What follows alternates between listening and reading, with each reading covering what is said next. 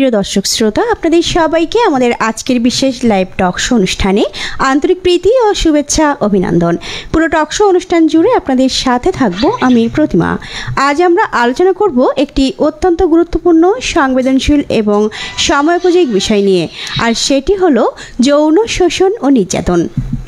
Live talk show অনুষ্ঠানটি radio নলতার official Facebook পেজে দেখতে ভিজিট করুন www.facebook.com/রেডিও-নলতা এবং অনুষ্ঠানটি শুনতে টিউন করুন রেডিও নলতা 99.2 FM। শিশু নির্যাতন নিয়ে লাইভ টক শো অনুষ্ঠানটি পরিবেশিত হচ্ছে আইন ও সালিশ কেন্দ্র আজকের মাধ্যমে TDH নেদারল্যান্ডের সহযোগিতায়। দর্শক শ্রোতা, শিশুদের প্রতি সহিংসতা, অবহেলা, মানসিক ও শারীরিক নির্যাতনের ঘটনাগুলো আজ আমাদের সমাজে গভীরভাবে শেকড় গেড়ে বসেছে। জাতিসংঘের শিশু সংস্থা ইউনিসেফের মতে প্রতি 10 জন শিশুর মধ্যে প্রায় 6 জন কোনো না কোনোভাবে নির্যাতনের শিকার হয়। বাংলাদেশে শিশুর অধিকার ফোরামের তথ্য অনুযায়ী শুধুমাত্র গত 1 বছরে শিশুর উপর সহিংসতার ঘটনা বেড়েছে আশঙ্কাজনক হারে। আইন ও সালিশ কেন্দ্র আজকের মাধ্যমে TDH নেদারল্যান্ডের সহযোগিতায় সাতক্ষীরাতে সুপারসেক প্রজেক্ট বাস্তবায়ন করেছে। সাতক্ষীরা সদরে 9টি স্কুল, মাদ্রাসা ও একটি কমিউনিটি গ্রুপ নিয়ে শিশু যৌন শোষণ প্রতিরোধে কাজ করছে। দর্শক শ্রোতা, আজ আমাদের লাইভ টক শো অনুষ্ঠানে স্টুডিওতে উপস্থিত আছেন অ্যাডভোকেট জনাব শফিক উদ্দিন, জজ কোর্ট সাতক্ষীরা, জনাব মোহাম্মদ আক্তার হোসেন অভিভাবক, ইসরাত জাহান শিশু নেতা। দর্শক শ্রোতা, অনুষ্ঠানটি চলাকালীন সময়ে আপনারা ফোন বা SMS করুন 01743108992 এই নাম্বারটিতে। এবারে আমরা টক শো অনুষ্ঠানের মূল পর্বে চলে যাব। তো অতিথি আপনাদের সবাইকে অনেক ধন্যবাদ। প্রথমে আমি আমাদের অ্যাডভোকেট জনাব শফিক উদ্দিন, আপনার কাছে জানতে চাই যে শিশু নির্যাতন বা যৌন নির্যাতন আসলে কি? আসসালামু আলাইকুম ম্যাডামকে অসংখ্য ধন্যবাদ। যে শিশু নির্যাতন, আসলে শিশু হলো, আমাদের আগে বুঝতে হবে, শিশু হলো 18 বছরের নিচে নারী বা পুরুষকে আমরা শিশু বলি, বা ছেলে বা মেয়েকে আমরা শিশু বলি। এই শিশু নির্যাতন, এটা নির্যাতনটা শিশুর উপর যে নির্যাতনটা হয়, এটা 4 প্রকার হতে পারে। তার শারীরিক, মানসিক, যৌন এবং অবহেলাজনিত নির্যাতন। এই নির্যাতন শারীরিক আছে, সেটা তো আমরা জানি, তার মারপিট এই জাতীয় এগুলোকে আমরা বলি যে শারীরিক নির্যাতন। মানসিক নির্যাতন, তার প্রতি ধমক দেয়া, তাকে ভীতি প্রদর্শন করা, তাকে হুমকি দেওয়া, মানে তার প্রতি মানে রূঢ় আচরণ করা, এগুলোকে মানসিক নির্যাতন বলা যায়। সংক্ষেপে আরো বলা যায় যে আপনার যে যৌন নির্যাতন, এগুলো হলো তার মানে সেক্সুয়াল হ্যারাসমেন্ট, যেগুলো সেক্সুয়াল অ্যাক্টিভিটিস মাধ্যমে তাকে, যেহেতু 18 নিচে আমাদের বাংলাদেশে কিন্তু দেখছি যে এগুলো 13 প্লাস বা 14 প্লাস থেকে অনেকের মেন্স হয়, কিন্তু বাইরের রাষ্ট্রে, অনেকগুলো রাষ্ট্রে 18-র আগে আর হয় না। যার কারণে এগুলো একটা ইভারেজ করা হয়েছে যে 18 ওপরে গেলে তখন অ্যাডাল্ট, আর 18 নিচে থাকলে শিশু। তা এই যেহেতু আমাদের বাংলাদেশের আবহাওয়ার কারণে এইরকম একটা কিছু হয় যে শিশু হতে মেন্স আসতে পারে, কিন্তু তখন সে বিভিন্ন, এই যে তাদের যে কিশোর বয়সটা তাদের একটা যে দৈহিক একটা পরিবর্তন আসে, এই সময় কিন্তু তারা বিভিন্ন রকম হ্যারাসমেন্টের শিকার হয়, তার মধ্যে যৌন নির্যাতনের শিকারও তারা হয়েছে। আসলে আরেকটা জিনিস আছে যে অবহেলা, এটা হলো আপনার শিশুর প্রতি বিরূপ আচরণ। শিশুর প্রতি, একই পরিবারের একটা ছেলে আছে, একটা মেয়ে আছে, এই দুটো শিশুর মধ্যে ছেলেটাকে ভালো খাবার দেয় বা ভালো স্কুলে পড়তে দেয়, কিন্তু এই যে ছোট যে বাচ্চাটা আছে, মেয়েটা, এই মেয়েটারে দেখা গেল ভালো স্কুলে দেয় না, তাকে ভালো খাবারও দেয় না, ভালো পোশাকও দেয় না, এই যে তার প্রতি একটা নেগলিজেন্স, এটা হচ্ছে যে এই যে শিশু নির্যাতন, আসলে শিশু নির্যাতনের ফলে এই যৌন নির্যাতন কি এর ভিতরে চলে আসছে?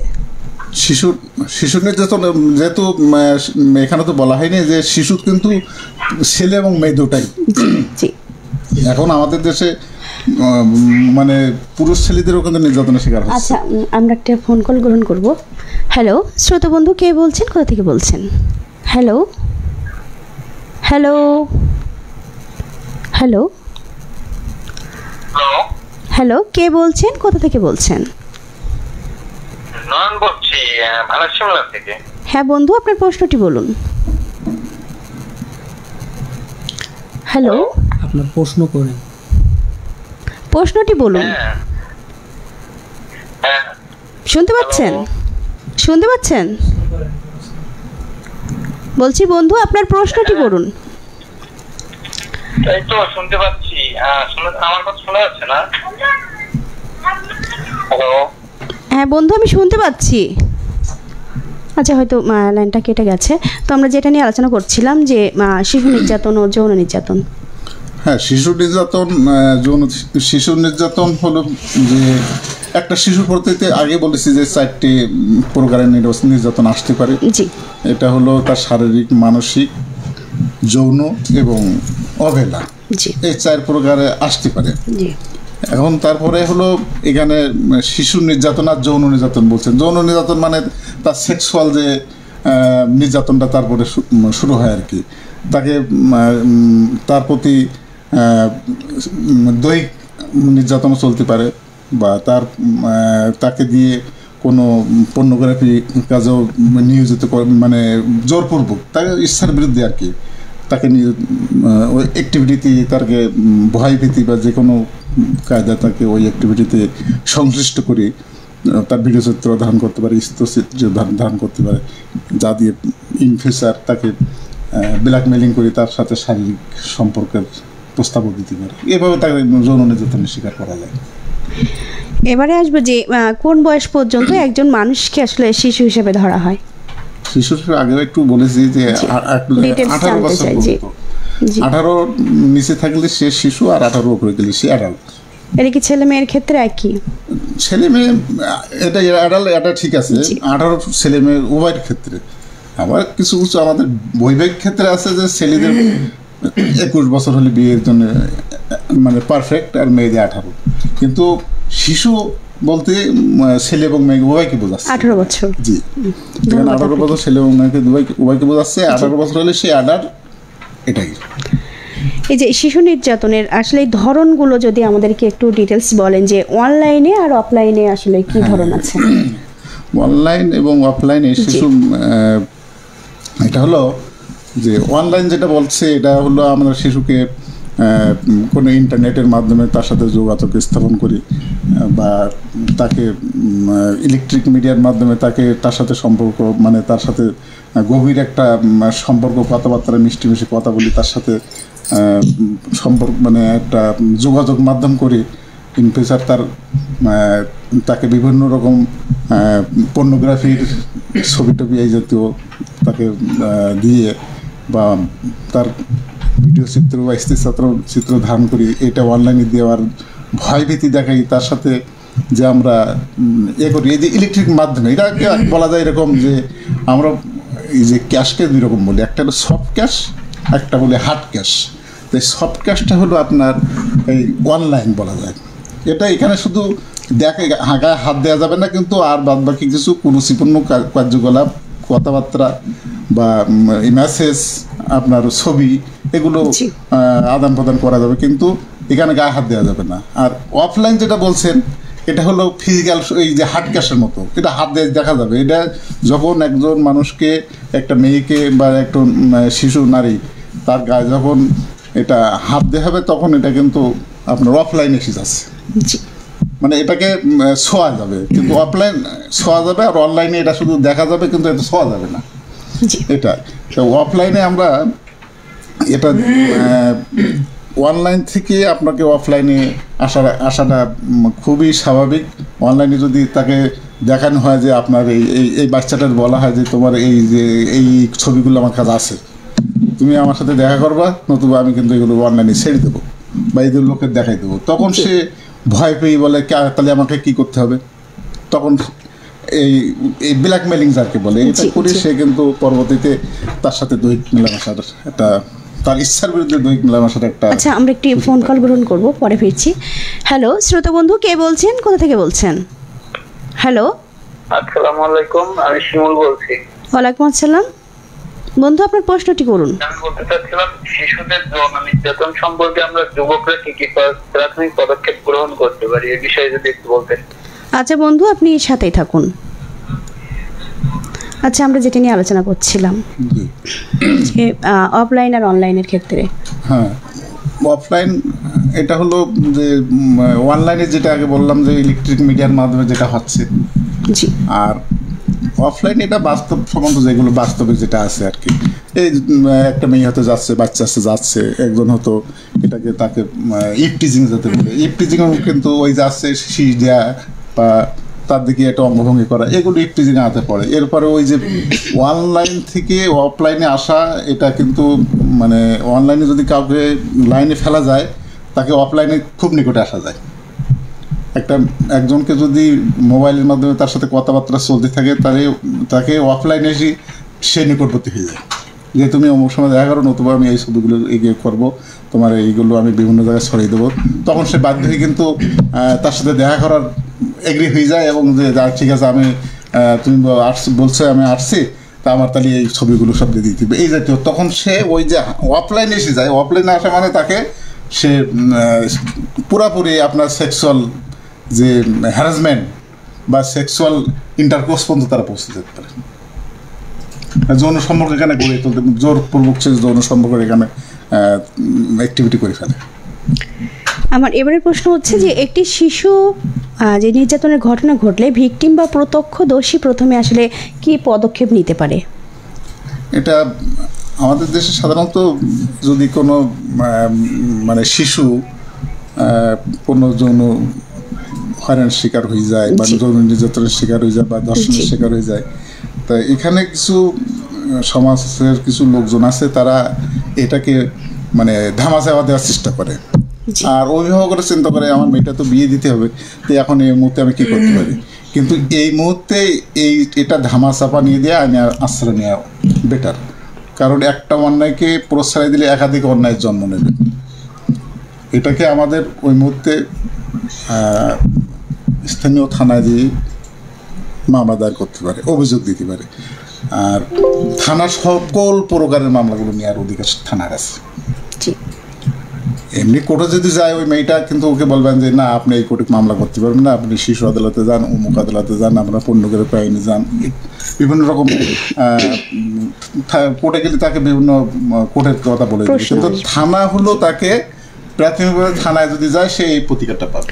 তাহলে হচ্ছে একজন ভিকটিম প্রত্যক্ষদর্শী প্রথমে আগে থানায় যে অভিযোগটা করবে।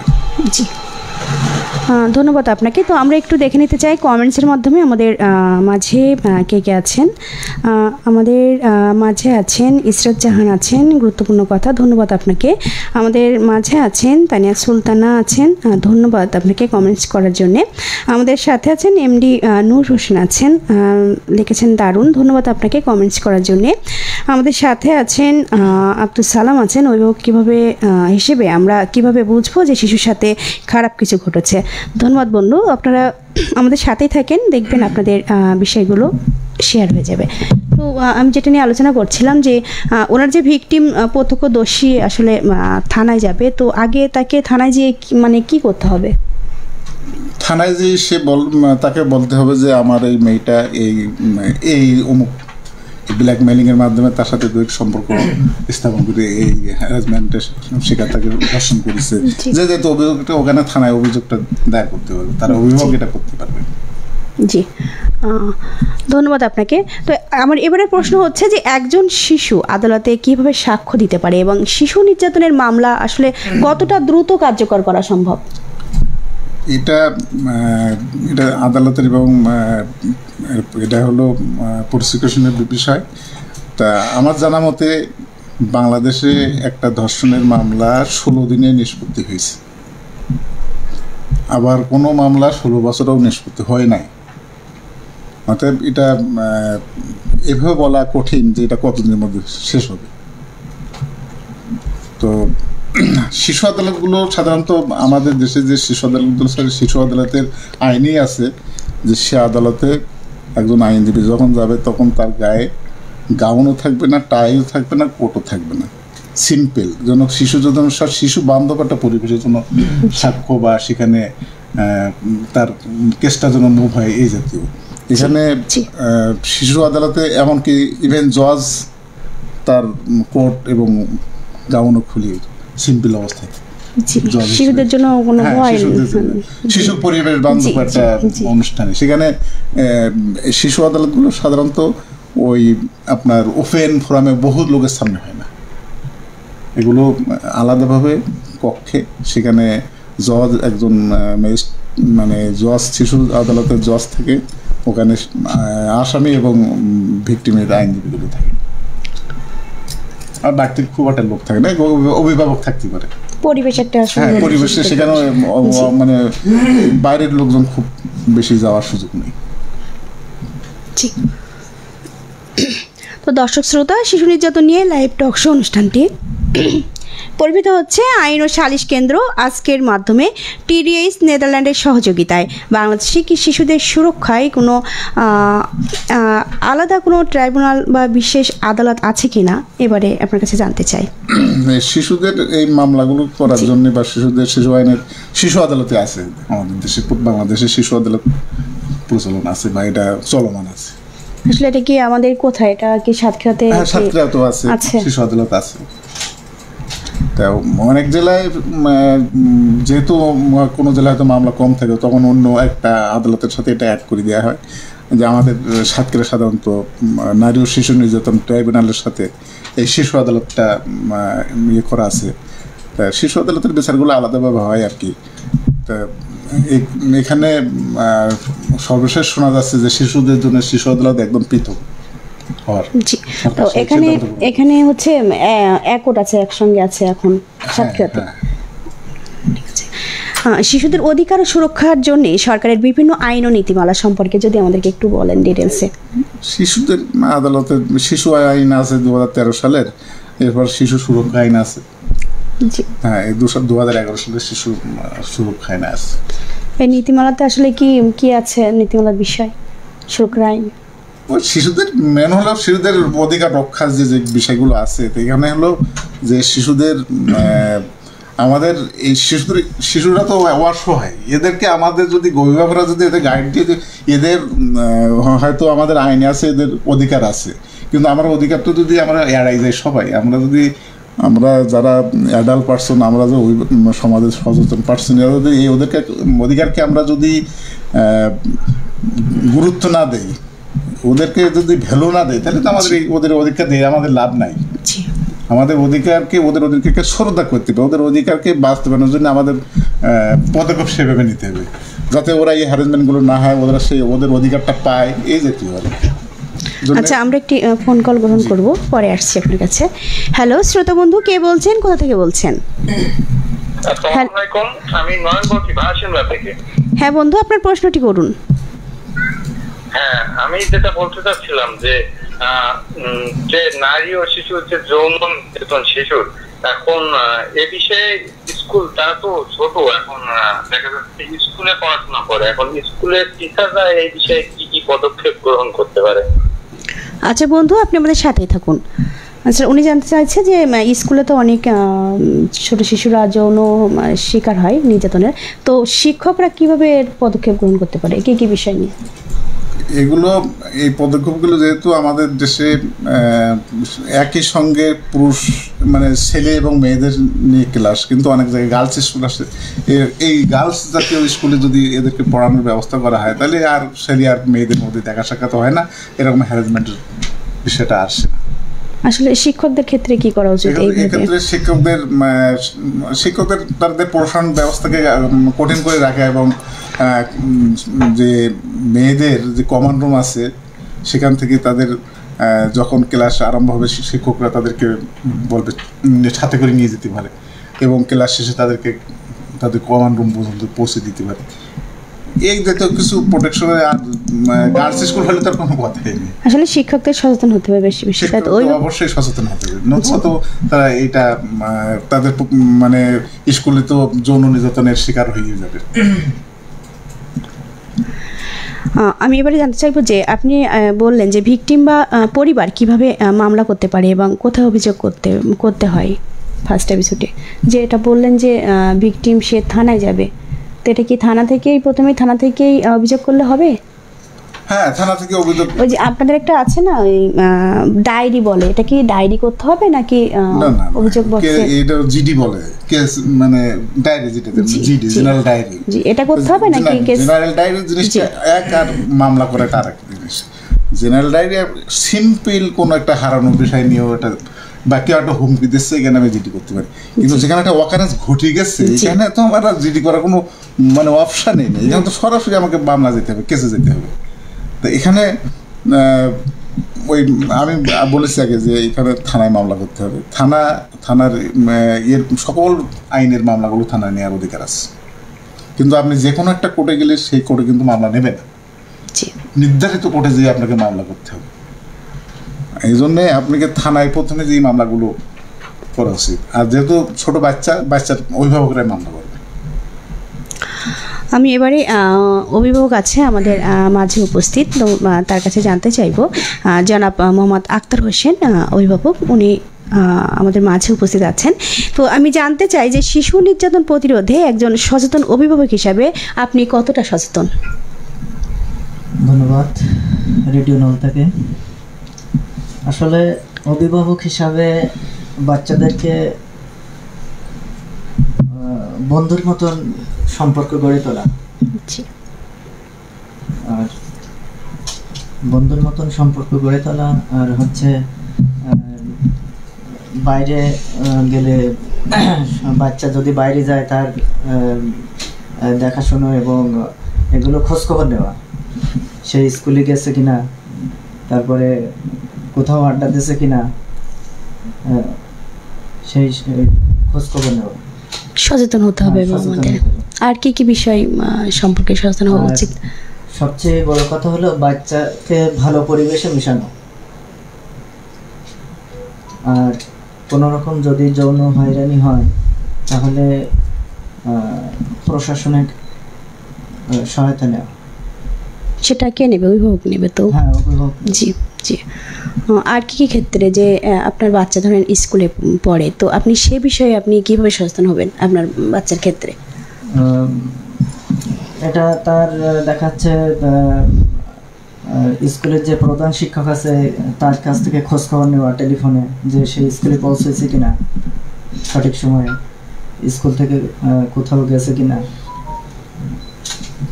এটা দেখভাল করা।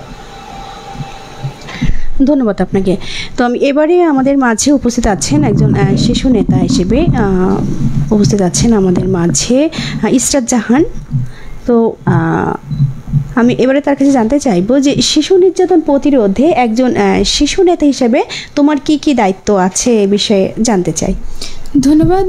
প্রথমেই বলবো যে আমি যেহেতু শিশু দলের একজন নেতা, তো আমি যেগুলো জেনেছি সেগুলো যারা এখনো জানতে পারছে না তাদেরকে জানাবো। আচ্ছা, আমরা একটা ফোন কল গ্রহণ করব। হ্যালো শ্রোতা বন্ধু, কে বলছেন, কোথা থেকে বলছেন?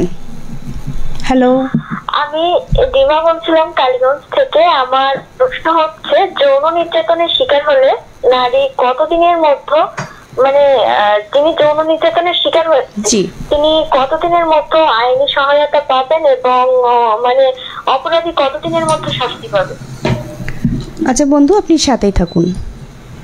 তো আমি যেটা শুনছিলাম, তো মানে আমরা যদি কোনোভাবে যৌন শোষণের শিকার হই, আমরা কোথায় যেতে পারি, কিভাবে কাদের সাথে যোগাযোগ করতে পারি? যদি খুব গুরুতর কোনো বিষয় হয় আমরা কিন্তু হটলাইন নাম্বারগুলোতে যোগাযোগ করতে পারি যে ইনস্ট্যান্ট আমাদের সমাধান লাগবে।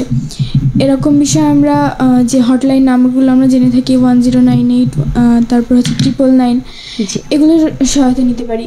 এবং স্কুলে আমরা যেহেতু একটা মিটিং করে থাকি, যেটা 3 মাস অন্তর অন্তর আমরা করে থাকি, কি প্রোগ্রেস হয়েছে, কারা কারা কতজনকে সচেতন করেছে, কোনো ধরনের কোনো কেস তাদের কাছে আছে কি না, এরকম বিষয়ে একটা আমাদের সভা বা মিটিং। আসলে এটাতে কারা ইনভলভ থাকে? মানে এখানে শুধুমাত্র আমাদের স্কুলের শিশুরাই থাকে, হতে পারে একজন স্যার থাকে বা আমাদের হেড স্যার এসে একটু মানে যে সভাপতির যে রোলটা হয়তো বা প্লে করতে পারে, যে সে সভাপতি হয়ে সেটাকে মানে উদ্বোধন উদ্বোধন করবে। করে, জি। হ্যাঁ, দেন আমাদের মানে এলাকার দিকেও আমরা কমিটি আছে আমাদের একটা শিশু দল হিসেবে, সেখানেও আমরা 3 মাস অন্তর অন্তর বসে থাকি। আমাদের চেঞ্জ এজেন্টের একটা গ্রুপ আছে। তো সব মিলিয়ে আমাদের মানে আমরা যেগুলো জেনেছি সেগুলো যাতে অন্য শিশুরাও যেগুলো এগুলো যে মানে যারা এগুলো জানতে পারে না তাদেরকে মানে যাতে আমরা জানাতে পারি এই বিষয়ে আমরা। আচ্ছা, এটাতে কি কোনো অভিভাবক উপস্থিত থাকেন, হাজির থাকেন? হ্যাঁ, যদি আমরা অভিভাবক সমাবেশে যদি করতে চাই তাহলে আমরা করতে পারি, এবং আমরা আমাদের স্কুলে এবং করেছি যে এরকম, আর নিজেদের বাসায় তো বলেছি, মানে নিজেদের বাসায় বসে সবার সাথে কথা বলেছি এই বিষয়ে। দেন স্কুলেও যখন অভিভাবক সমাবেশ হয় আমরা কিছু টাইম নিয়ে কথা বলে থাকি এই বিষয়ে, অভিভাবকরা থাকেন। হ্যাঁ, তো আমি এই যে আমাদের অনেক ধন্যবাদ আপনাকে। তো এবারে আমি আপনার কাছে যাব যে আমার এক বন্ধু কিন্তু এখন প্রশ্ন করছিল যে যৌন নির্যাতন হলে একজন যৌন নির্যাতন হলে শিশু কতদিনে আসলে বিচার পাবে? যৌন নির্যাতনের শিকার হলে ওনার কথাটা এটাও আছে মনে হয় যে উনি কতদিনের মধ্যে মামলা করবে, এটা হয়তো ওনার কথার মধ্যে আছে, আর কতদিন পর বিচার পাবে। তা কতদিনের মধ্যে এটা হলো যত দ্রুত সম্ভব করা যায়, কিন্তু এই ক্রিমিনাল কেসগুলো কোনো তামাদি নাই। একজন যদি একটা মার্ডার করে বা একজন যদি একজনকে আপনার ধর্ষণ করে, তাই তার ইচ্ছার সম্মতি হোক আর মানে জোরপূর্বক হোক আর যেভাবে হোক, সেটা যদি সে গোপন রাখে, পরে যদি দীর্ঘদিন পর প্রচার করে মামলা করলে মামলা হবে। আর পরীক্ষা নিরীক্ষার বিষয় আছে এখানে সকল ক্ষেত্রে, যে আপনার মেডিকেলে যে তার সেক্সুয়াল ইন্টারকোর্সের যে রিসেন্ট সেক্সুয়াল ইন্টারকোর্সের এটা না আসতে পারে, এটা না আসা কোনো অসম্ভব কিছু না, বা এটা কোনো মামলা কোনো ক্ষতি করে না। কিন্তু তার যদি প্রমাণ প্রুফ থেকে থাকে যে তাকে সে ধর্ষণের শিকার হয়েছে, তাহলে সে মামলা করতে পারবে এবং মামলা করে প্রতিকার পাওয়ার জন্য। মানে কতদিন লাগবে এরকম এটা টাইম আছে, নির্দিষ্ট একটা সময় আছে, কিন্তু সেই নির্দিষ্ট সময়ের মধ্যে এটা কভারেজ সম্ভাবনা নেই। আচ্ছা, আমরা একটু এবার কমেন্টসে যাব, দেখি কে কে আছে আমাদের সাথে। আমাদের সাথে আছেন ইসরাত জাহান রাহিমা আছেন, অসাধারণ লাইভ, ধন্যবাদ আপনাকে। উনি আবারও লিখেছেন যে শিক্ষকের সচেতন হতে হবে এবং প্রতিটি ক্ষেত্রে কিন্তু শিশুদের সচেতনতা বাড়াতে হবে। এটা কিন্তু একদম ঠিক কথা বলছেন আপনি। কমেন্টস করার জন্য আপনাকে অনেক ধন্যবাদ। আমাদের সাথে আছেন যে বিপ্লব হোসেন আছেন, অনেক সুন্দর লাগছে, ধন্যবাদ আপনাকে কমেন্টস করার জন্য। আমাদের সাথে আরও আছেন ইসরাত জাহান, আবারও আছেন প্রতিটি শিশুকে সচেতন করলে অপরাধ প্রবণতা কমে যাবে, একদম ঠিক কথা। আর তারা লিখেছেন আজকে শিশু আগামীর ভবিষ্যৎ, ধন্যবাদ আপনাকে এত সুন্দর কমেন্টস করার জন্য। তো আমাদের সাথে আছেন ভিআইপি আমির আলী আছেন, লিখেছেন শিশু নির্যাতন প্রতিরোধে ইউনিয়ন পরিষদের ভূমিকা কি? এটা যদি আমাদেরকে একটু বলেন যে এই যে শিশু নির্যাতন প্রতিরোধে এতে কি মানে ইউনিয়ন পরিষদ কোনোভাবে তাতে সহযোগিতা করতে পারবে কিনা? ইউনিয়ন পরিষদ তার একজন চেয়ারম্যান তার ইউনিয়নের মানে সারাউন্ডিং এরিয়ার মধ্যে তিনি সচেতনমূলক কার্যকলাপগুলো চালাতে পারবেন, কিন্তু একবার যদি যৌন নির্যাতনের শিকার হয়ে থাকে এটা কিন্তু চেয়ারম্যানের পক্ষে মীমাংসা করা সম্ভব না। এটা আইনি বলা আছে। অনেক ক্ষেত্রে এখান থেকে বেশ কিছুদিন আগে দেখা গেছিল যে থানায় বসে কিছু পুলিশ কর্মকর্তারা ওই ধর্ষণের মামলাগুলো মীমাংসা করার চেষ্টা করছে। এগুলো হাইকোর্টে যখন জানতে পারছে তখন বলছে যে ওনাদের মীমাংসা করার অধিকার কে দিচ্ছে। অতএব এই ধর্ষণের শিকার যদি একবার হয়ে যায় তখন কিন্তু তাকে পুরো আইনের আওতায় মামলায় বিচারের অধীনে তাকে সোপর্দ করতে। তাহলে ইউনিয়ন পরিষদে কোনো এর ভূমিকা আছে, সেটা উনি অ্যাওয়ারনেস প্রোগ্রামগুলো করতে পারে, এই সচেতনমূলক বা এই জাতীয় যৌন নির্যাতনের প্রভাব যেহেতু সমাজের উপরে কমে, তার জন্য উনি সচেতনমূলক এবং প্রচারমূলক অ্যাওয়ারনেসমূলক যে প্রোগ্রামগুলো আছে উনি। আচ্ছা, আমরা একটু কমেন্টসে দেখতে চাই আবারও যে আব্দুল সালাম আছেন আমাদের সাথে, যে অভিভাবক হিসেবে আমরা কিভাবে বুঝবো যে শিশুর সাথে খারাপ কিছু ঘটছে, এটা সে জানতে চেয়েছে। আরও আছে আমাদের সাথে কমেন্টসের মাধ্যমে ইসরাত জাহান রেমা আছেন, যুব সমাজ কিভাবে শিশু নির্যাতনের প্রতিরোধে কাজ করবে জানাতে বলছেন। আর আছে আমাদের সাথে আমাদের রেডিও নলতার স্টেশন ম্যানেজার মামুন হোসেন, তিনি লিখেছেন যে তাৎক্ষণিক কোথাও যৌন নির্যাতনের ঘটনা ঘটলে আমাদের আসলে করণীয় কি, যদি এটা আমাদেরকে একটু বলেন। তাৎক্ষণিক কোথাও যৌন নির্যাতন হলে আমাদের করণীয়টা কি? ওটা আইন প্রয়োগকারী সংস্থার উপর আমাদের তাদেরকে ইনফর্ম করতে হবে। যে আমাদের তো আগে বলেছি যে নিকটস্থ থানায় দিয়ে তাকে বিষয়টা অভিযোগ করতে হবে। আর যেহেতু যৌন নির্যাতনের বিষয়টা এটা এই আপনার সর্বশেষ যে বাংলাদেশের সারা বাংলাদেশ উত্তাল হয়ে গেছিলো, এর সাজাটা একটু কম ছিল, কিন্তু এখন যে আপনার যৌন নির্যাতনের ধর্ষণের কথা বলি, একজন মেয়ে একটা সচেতন ঘরের বা সম্মানের ঘরের মেয়ে যদি সামান্য একটু গায়ে হাত দেয় তো অনেক সময় সেটা চেপে যায়, সে এটা কিন্তু প্রকাশ করে না যে মান সম্মানের ভয়তে। কিন্তু যখন দেখা গেল যে ধর্ষণের শিকার হয়ে গিয়ে যখন আর প্রকাশ না করলে নয়, তখন কিন্তু সে তার ঘটনার খুলি বলে মানুষের সাথে। অর্থাৎ যদি এর ধরনের আপনার অকারেন্স হয়ে যায়, এগুলো ধামাচে বাঁধাবার কোনো সুযোগ নেই। আচ্ছা, আমাদের সাথে আমরা আবারও কমেন্টস দেখব। তো আমাদের সাথে আছেন আলিরাজ আছেন, লিখেছেন শিশু নির্যাতন কমেন্টস। হ্যাঁ,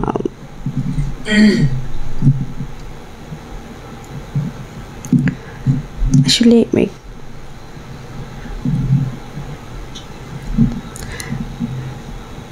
আচ্ছা, উনি কিন্তু জানতে চেয়েছেন যে হঠাৎ যৌন হয়রানির শিকার হলে আরও আইন ছাড়া প্রথমে পদক্ষেপ কী নেবে সে?